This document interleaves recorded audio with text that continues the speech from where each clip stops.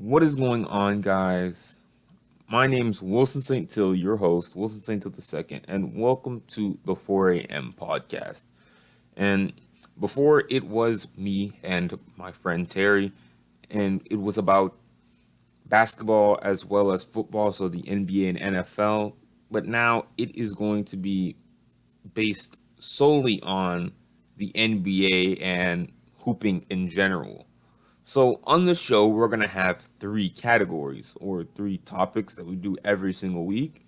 And the first one is going to be This Week in Basketball, where I recap teams and what they did this week, whether it was really good or just really bad. And I need to rant and rank on how bad of a team or franchise they are being. The second one is the hoopers and absolute embarrassments of the week. So if you're hooping, you get a shout out. If you're playing like absolute dog doo-doo water, then you're going to get called out. And then third and lastly, we're going to do Wilson's Weekly Word, where I get the end of this podcast or show or whatever you want to call it to rant about something that's just grinding my gears, like Family Guy. This really grinds my gears, and I just need to get it off my chest and talk about a player, a franchise, anything. So, without further ado, let's get into our first episode. So, in This Week in Basketball, we have three teams that I need to talk about: Portland, Washington, and Minnesota. If you think it's good, nah. It's not good. It's not good at all. Portland this week, they played MSG, they played an MSG, Madison Square Garden, Carmelo Anthony's former team, the New York Knicks. Now, Carmelo Anthony at age 35 came out to ball. I'm not sure where the rest of the team was because they lost 93 to 117 to the New York Knicks. I don't think a single listener right now, any of you, can name off the top of your head the Knicks starting lineup. You probably can't do that with the Portland Trailblazers, but I can, and most non-casuals can, because it's Damian Lillard, CJ McCollum. I know it's Kent Bazemore or whoever they want to slap in at small forward. Then they put Melo at power forward, and then Hassan Whiteside at center. And sadly, it's just, I don't know what Portland's doing at this point. Because Melo came out to ball and he dropped 26 points on his former team in their arena on 34% shooting, 11 of 17 from the field, man. But you have Damian Lillard and CJ McCollum shooting below 40% from the field, and neither of them cracked 20 points. Damian Lillard shot 5 of 20 from the field, man, against the Knicks. I understand, that we all have bad games, but Jesus Christ, Damian Lillard. Like, this is an embarrassment, dude. What was this? But hey, they got dropped off and the Knicks got the dub. The Knicks aren't doing anything, but it's just a really disappointing loss because they made the playoffs last year. But the way things are shaping up, I'm not sure if they're going to make it. And if they do, because the bottom of the Western Conference, the standings, they're kind of easy to slide in. Like, you can have a below 500 record and be in the playoff hunt, I'm pretty sure, the last time I checked. But they need to figure out something fast and soon, because this is getting ridiculous. And I'll touch back on that in Wilson's Weekly Word, because I have an idea. It's just, if any team in the NBA wants to listen, shoot, I don't know. But when we look at the Trailblazers as a team this season, it's not pretty. Home, they can't even protect home court with an 8-9 record. They're on a 5-game losing streak. Their last 10 games they're 4-6. On the road, it's even worse, 6-12. It's just not fun being a Blazers fan, I'm guessing, because they have a 40 win percentage. They're getting blown out by more than 20. with the New York Knicks, and it's just I gotta just keep saying that it's just sad. It's really disappointing. The New York Knicks are 10-24. The fact that the Trailblazers are similar in record with the New York Knicks at this point in the season says a lot about how much of a decline this franchise is on after doing well in the playoffs and beating the OKC Thunder, which is a worthy opponent for anyone, even though that Russell Westbrook is questionable in the playoffs. Nyla. But moving on, we have the Washington Wizards.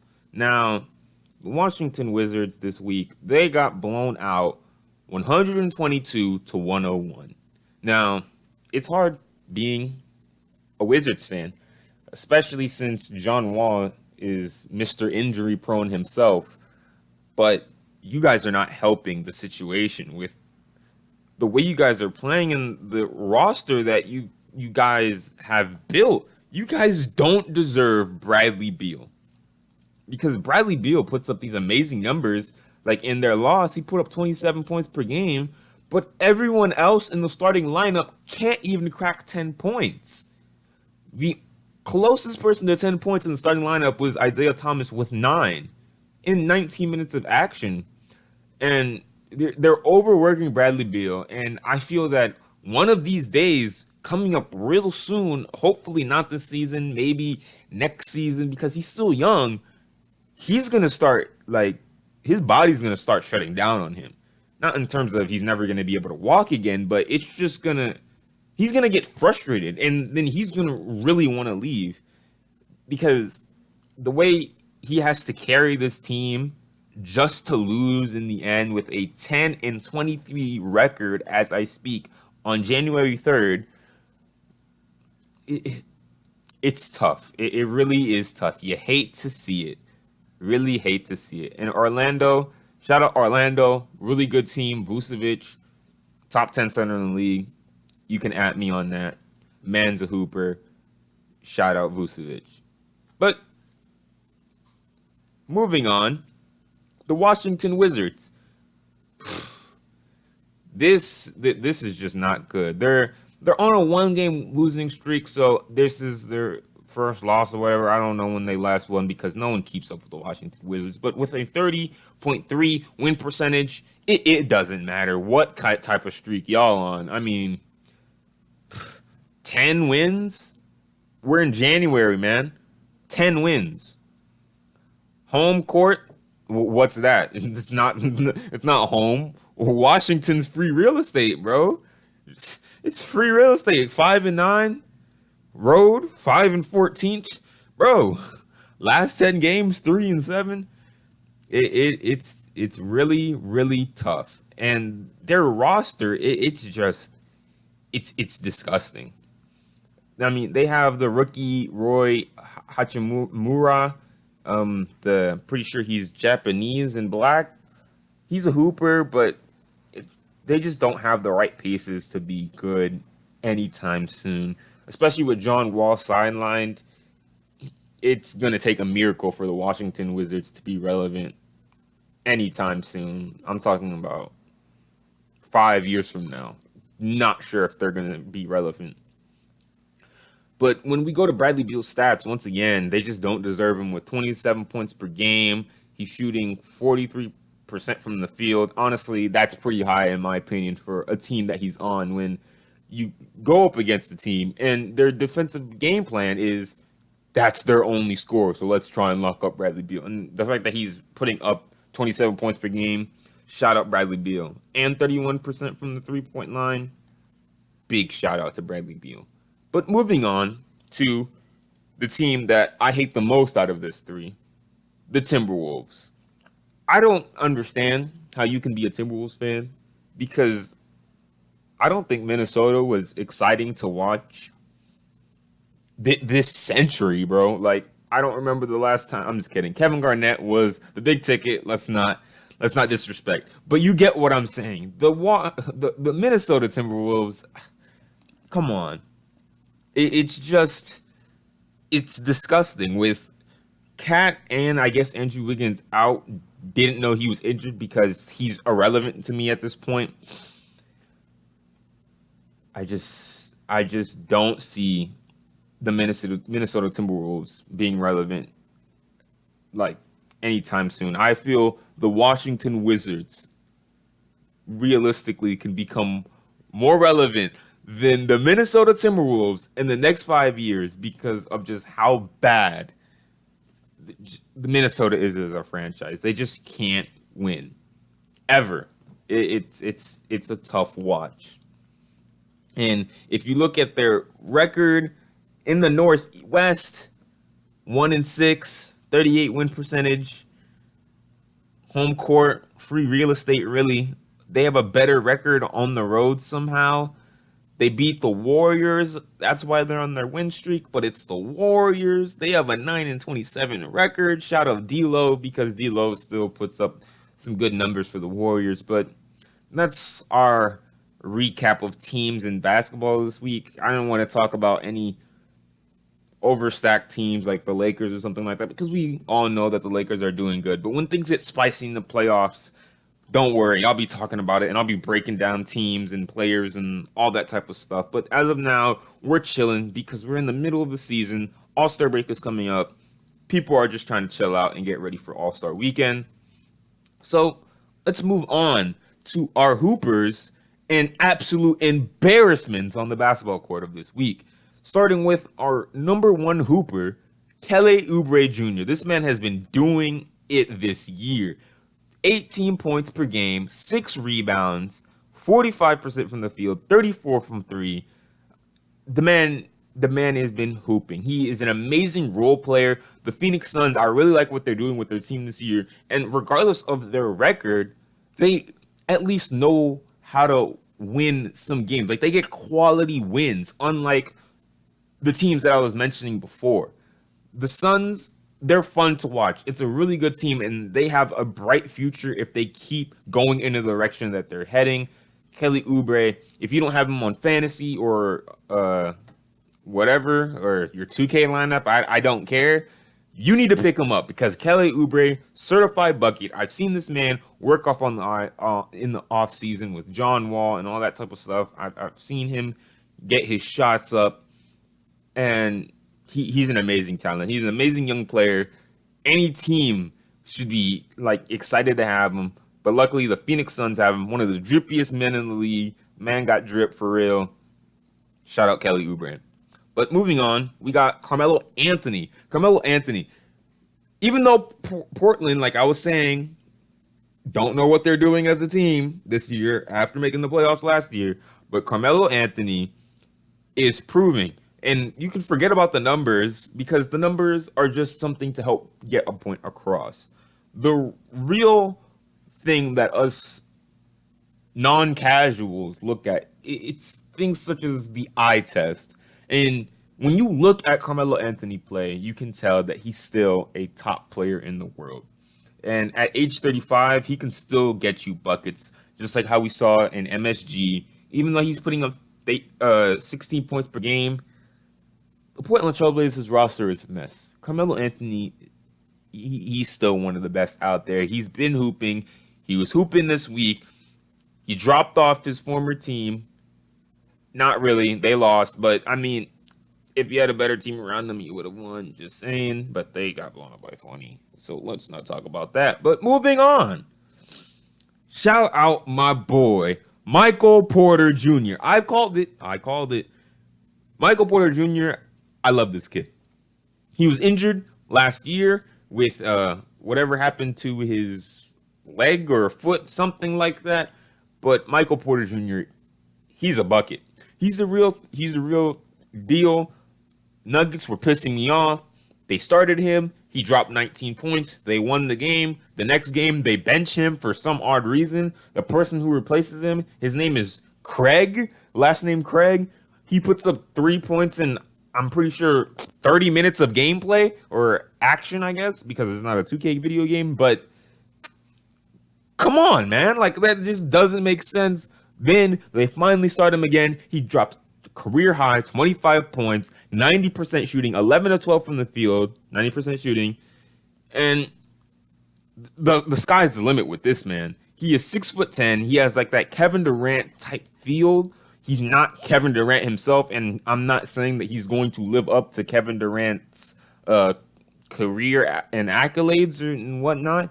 But any team could have a player like this. Like he is a rare commodity. The Denver Nuggets are lucky to have him, and if they don't use his talent now that he dropped his 25-point career high and they don't start him, the Denver Nuggets are a joke of a franchise.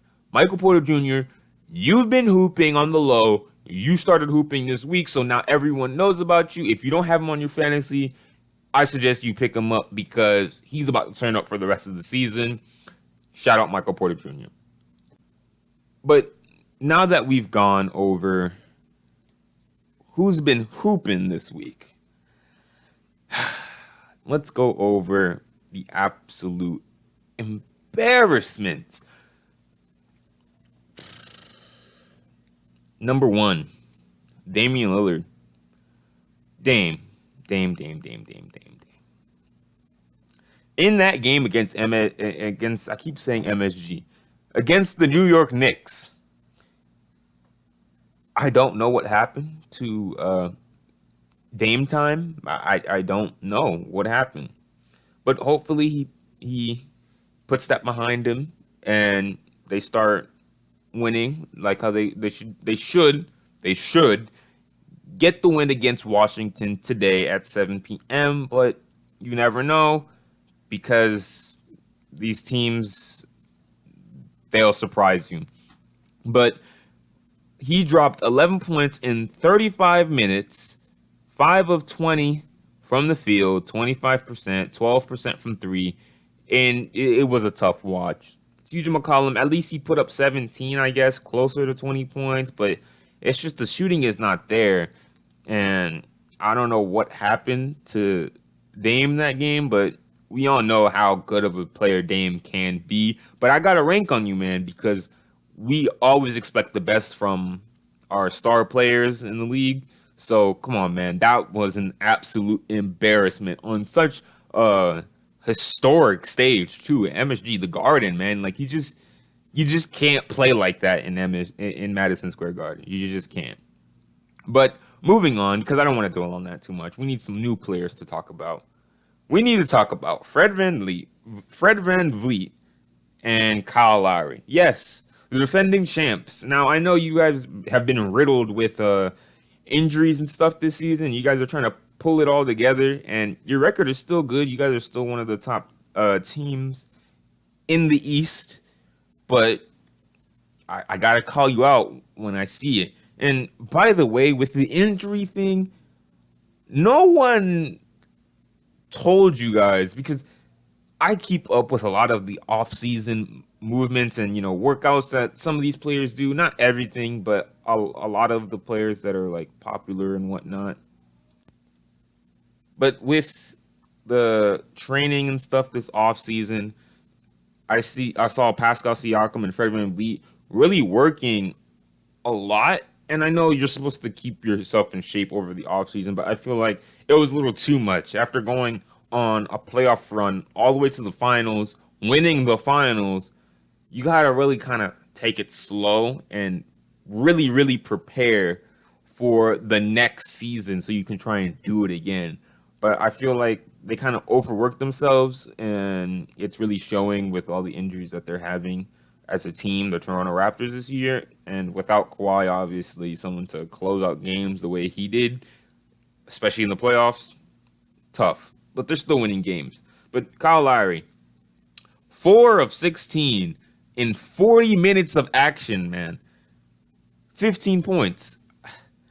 I mean, 15 points is okay. He's the second highest scorer on the team in that game, but they still lost to the Heat, and the Heat locked them up to a sad 76 points. I mean, the Heat at home, man, that's a scary team in the playoffs right there. And then Fred VanVleet, come on, man. 38 minutes, 7 points, 3 of 16, 18.8% from the field, 9.1% from three. 1 of 11. Dude, at that point, I didn't watch the game because I didn't want to watch the game because it's irrelevant to me. Not going to hold you. When they get to the playoffs, I'll watch them. But as of now, I only watch the top teams that I expect the most out of, or a team that I really need to evaluate for some odd reason. Whatever. Moving on. But. When I see a stat line such as 1 of 11, at that point, it just looks like you're just chucking it up. Because once you hit 1 for 6, you can't, you just stop. Because you're not Kobe Bryant. You can't just keep chucking and then finally get into rhythm. Just stop. It obviously wasn't working. It was a disappointing performance from the Raptors, the defending champs, 76-84. Miami Heat, amazing defensive team. It really looks like if the Heat hit the Raptors in the playoffs at all, the Heat really have the edge. But now that we finished the Hoopers of the Week, the absolute embarrassments, the week recapping teams, I want to have Wilson's weekly word. And this week, I want to talk about trades, or a trade that I think needs to happen with two teams. Portland, because we got to bring up Portland again, and the Rockets. They need to pick up Kevin Love. I don't understand why Kevin Love is still on the Cleveland Cavaliers. This is a perfect player to pick up for any team, because a lot of teams could use Kevin Love. He is a stretch big that's hard to find in this league already. He is 6'8". He gets boards. He's averaging 16 points per game right now. He shoots 37% from the 3-point line. He hits free throws, and it's kind of ridiculous how a team such as Portland, who has Melo at power forward, and they don't have Kevin, they're not trying to get Kevin Love. I understand Hassan Whiteside gets boards and whatnot, but Melo at power forward, you're just not gonna win games like that. You shouldn't expect to get very far with a 35-year-old Carmelo Anthony at power forward. I know that he screams, "Get the hell out of here" when he gets the rebound or whatever, and he's aggressive, but that just doesn't make sense. Their roster, when you look at it, it's just CJ McCollum, Damian Lillard, Kent Bazemore, Melo, and Hassan Whiteside. You're not winning with that. And it's an absolute disappointment. If I am a Trailblazer fan, I'm livid, because that is a horrible roster to just leave like that when there's so much potential out there on the market. Then you have the Rockets. James Harden plays iso ball. We all know it. If you're casual or not, you can just see it. He calls for everyone to move out the way, and then he'll ISO, or sometimes he'll call for a screen. I mean, they do have ball movement from time to time, but it's mainly the James Harden show. We know this. James Harden, an amazing scorer, and he'll go down in history. He puts up historic numbers this season. He's having another historic season. He's putting up the same numbers, even better numbers in some cases, because he's shooting better from the field. And he's going to the free throw line less. So credit where credit is due. Shout out James Harden.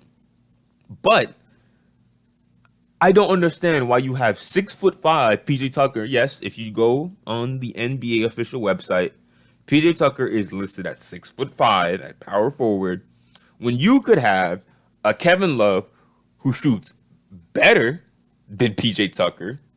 He's a bigger body. He'll get boards. I mean, it's another person that you can throw a lob to. It's just so much more that the Rockets could have. And when the Rockets used to have Ryan Anderson, and then they got rid of him, and then they got him back, it obviously tells me that they don't mind having a stretch big that's tall on their team. So why don't you get Kevin Love, who gets the boards, shoots the three, at a high percentage? He is already an NBA champion, so he has experience. He has that playoff experience. He's a vet. You can use Kevin Love. There's a lot of other teams that can use Kevin Love, but those are the two teams that I'm very disappointed in that haven't gotten Kevin Love. And essentially, that really grinds my gears. But that's it for this week's episode of the 4 a.m. podcast. I am your host, Wilson St. Till II. I hope you guys did enjoy this week's podcast. I am recording this on January 3rd, 2020. So if something happens tomorrow on Saturday or Sunday, I'm sorry, but this will be released to you on Sunday. This is my first episode of this podcast. I'm trying this out. This is new to me. I'll get used to it. Work with me. Give me feedback, all that good stuff. But yeah, hope you guys enjoyed, and I'll see you guys next week.